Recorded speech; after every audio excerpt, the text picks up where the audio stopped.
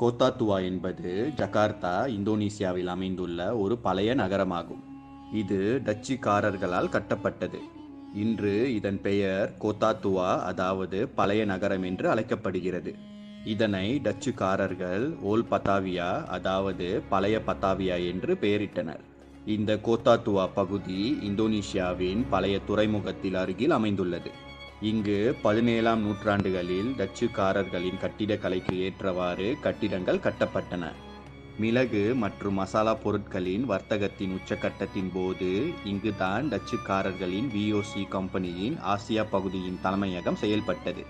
இன்று இந்த டச்சுக்காரர்களின் VOC company தலைமையகம் கட்டிடம் சுற்றுலா பயணிகளை கவரும் வகையில் அமைந்துள்ளது. 1710ஆம் ஆண்டில் கட்டி முடிக்கப்பட்ட இந்த அழகிய கட்டிடம் இன்று ஜகார்த்தா வரலாற்று அருங்காட்சியகமாக செயல்படுகிறது. 1627ஆம் ஆண்டில்